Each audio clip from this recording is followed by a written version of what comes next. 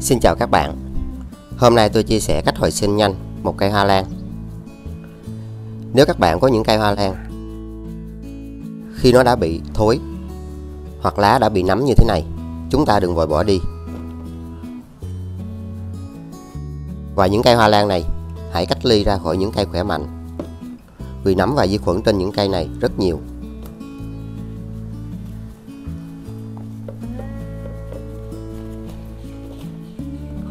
Chúng ta cần bỏ hết chất trồng này ra khỏi cây.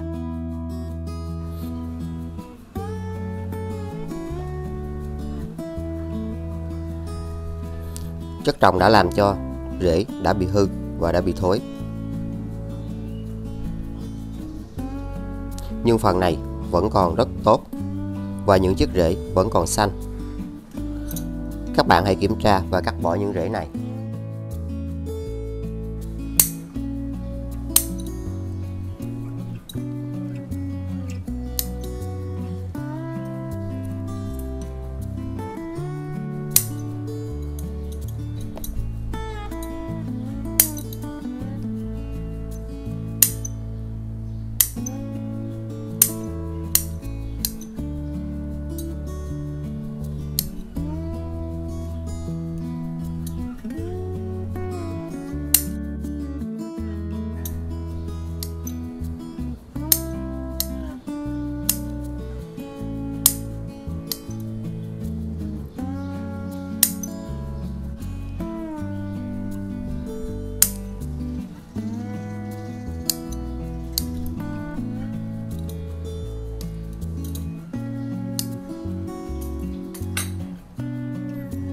Sau đó chúng ta cần phải rửa cho thật sạch gốc cây này.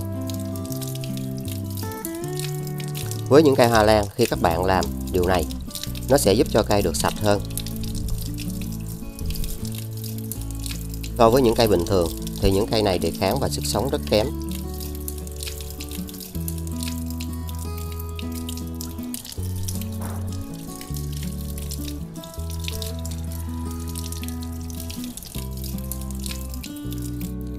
Sau đó các bạn cần kiểm tra kỹ lại một lần nữa.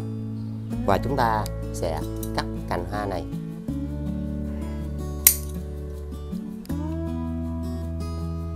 Cành hoa này các bạn đừng bỏ đi.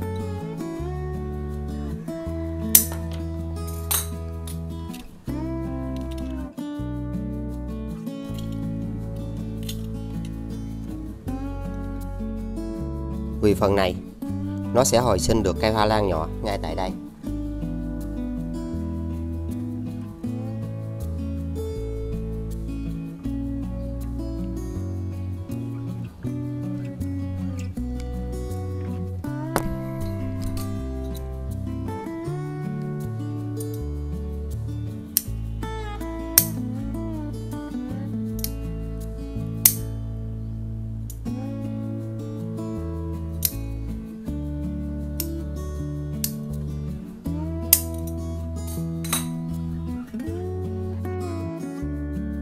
Khi các bạn thấy những chiếc rễ còn xanh và khỏe mạnh như thế này, hoa lan sẽ được phục hồi và phát triển cây nhỏ rất nhanh.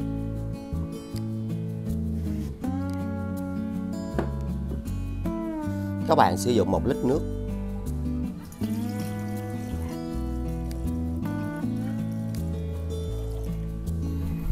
Sau đó hãy dùng bột baking soda. Nó giúp cho hoa lan không bị nấm và được hồi sinh rất nhanh và dễ dàng mua được ở siêu thị.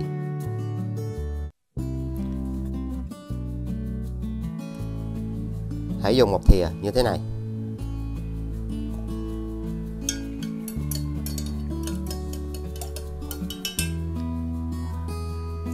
Sau đó các bạn sẽ đặt gốc hoa lan vào đây và cành hoa này nữa. Hãy cho nước này vào.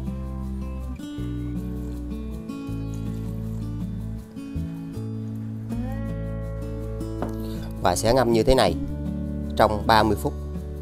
Nó sẽ giúp cho gốc cây này được kháng khuẩn và cành hoa được hồi sinh rất nhanh. Các bạn sử dụng phần còn lại này để chăm sóc và giúp cho những cây hoa lan khác phát triển. Và chúng ta hãy lau đều lên những chiếc lá này. Nên áp dụng cách làm này 14 ngày một lần. hoa lan sẽ luôn có được những chiếc lá xanh. Cây phát triển rất khỏe mạnh và luôn được xanh tốt hơn. Và đây là chất rất an toàn. Nó sẽ giúp cho cây được phục hồi.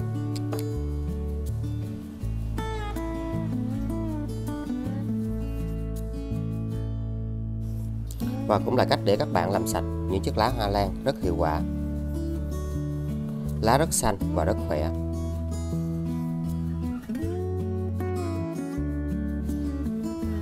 Khi cây đã có những chiếc lá khỏe mạnh hơn thì hoa cũng sẽ nhiều và phát triển được tốt.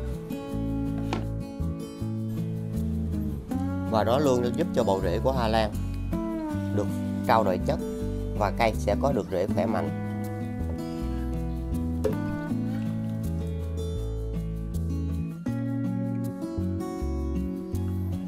Sau đó các bạn lấy hoa lan ra và chúng ta sẽ lau lại cho khô.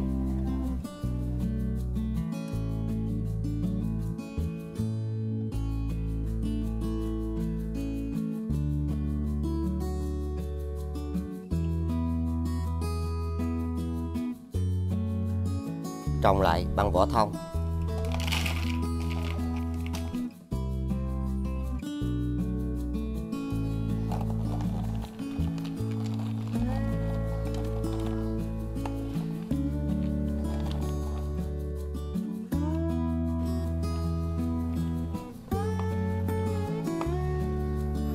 Hãy cho rêu vào.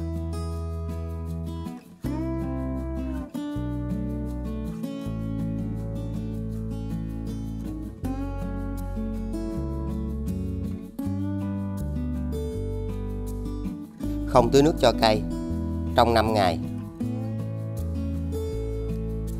Các bạn sử dụng một chai nhựa và cắt giống như mình.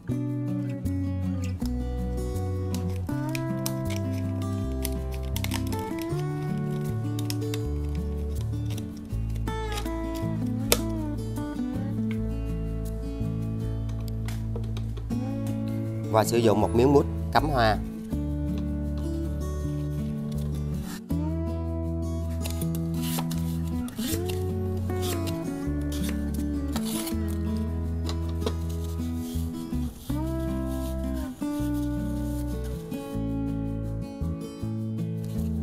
Sau đó hãy ghim cành hoa lan vào đây.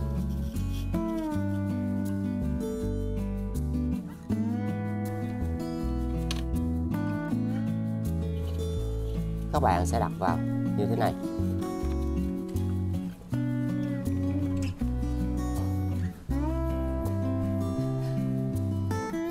Sau đó các bạn sử dụng nước lọc và hãy cho vào đây.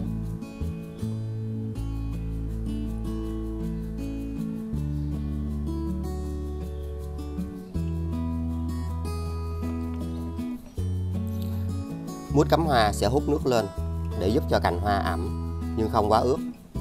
Các bạn đặt ở nơi khô ráo thoáng mát, có ánh sáng thì cây hoa lan này sẽ được hồi sinh. Ta chỉ kiểm tra để thêm nước ở đây. Các bạn sử dụng băng dính và cố định lại.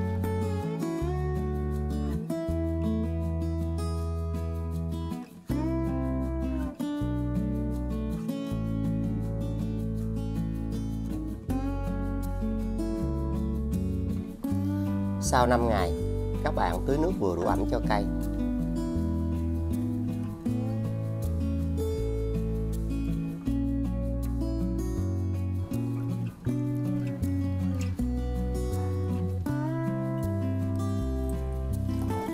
Và trong những ngày thường, các bạn chỉ tưới khi chất trồng khô và tưới vừa đủ ẩm như thế này.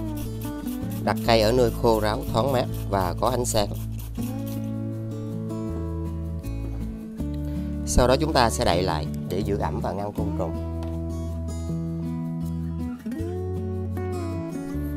Và đây là kết quả sau 1 tháng tiếp theo. Hoa lan đã được phát triển lên. Các bạn sẽ có được những cây hoa lan phát triển rất tốt khi chúng ta sử dụng cách làm này. Nó cũng sẽ giúp cho rễ được phát triển.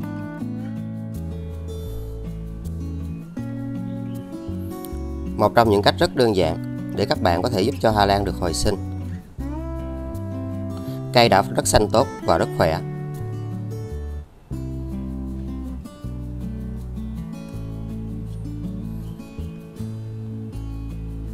Và chúng ta có thể hoàn toàn áp dụng cách làm này để phục hồi những cây hoa lan khi nó đã bị thối. Và giai đoạn này mình chia sẻ thêm cách chăm sóc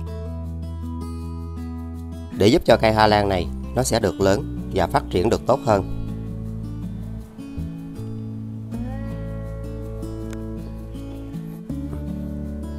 Còn với cây hoa lan này, nó đã được hồi sinh cây nhỏ. Khi các bạn sử dụng cách làm này, nước sẽ luôn giúp cho cành hoa duy trì độ ẩm. Và bằng cách làm này, cành hoa cũng sẽ được hồi sinh. Và chúng ta cần phải kiên nhẫn. Khi những cây hoa lan nó có những cành như thế này, các bạn đừng vội bỏ đi.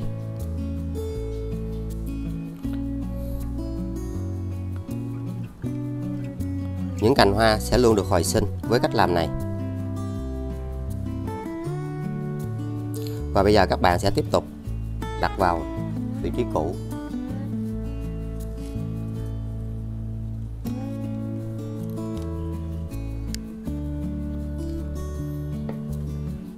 Các bạn hãy sử dụng gạo, nó có chứa nhiều vitamin B và có nhiều khoáng chất khác. Hãy dùng 3 thìa.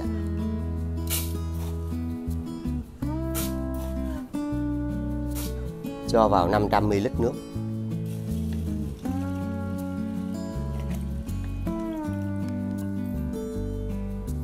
Và hãy khuấy đều lên.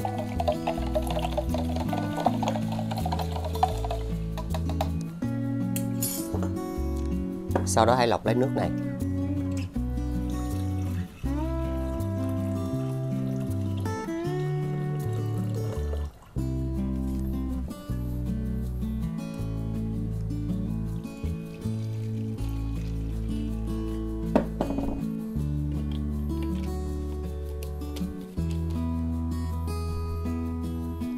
Sau đó các bạn sẽ phun đều lên cây hoa lan này. Và nên áp dụng cách làm này 14 ngày một lần. Nó sẽ giúp cho hoa lan của các bạn được phát triển rất nhanh.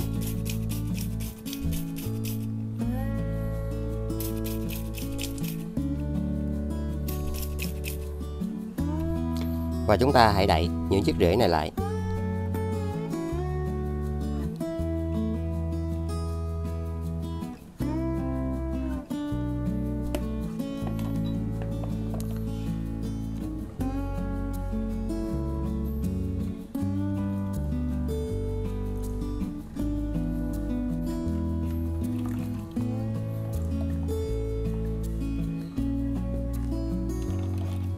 Các bạn sẽ để vào vị trí cũ.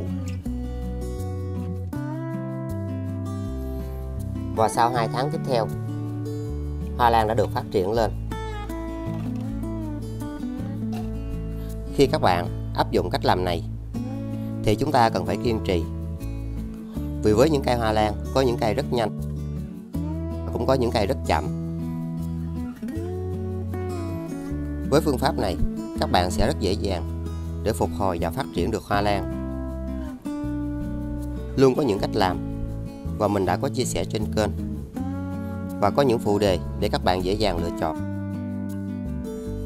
Giai đoạn này sẽ không cần phải đậy lại mà hãy cho cây ra ánh sáng.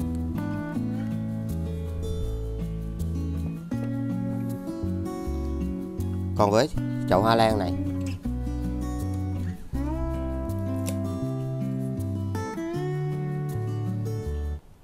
khi các bạn thực hiện cách làm này thì độ ẩm luôn được duy trì ở đây, và hoa lan của chúng ta sẽ được hồi sinh và nó phát triển rất tốt.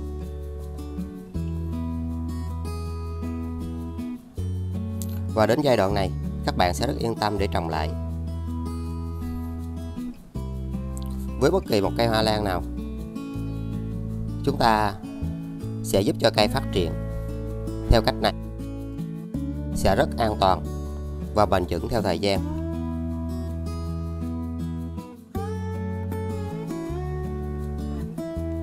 Các bạn sẽ trồng lại bằng vỏ thông.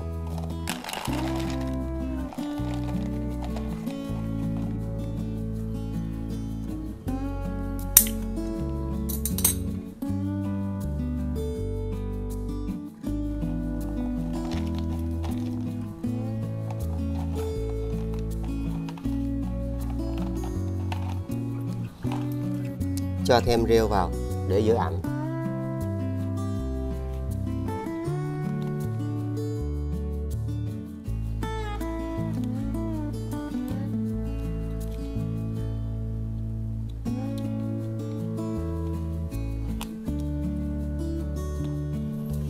Và chậu hoa lan này cũng vậy, các bạn hãy cho rêu thêm vào đây.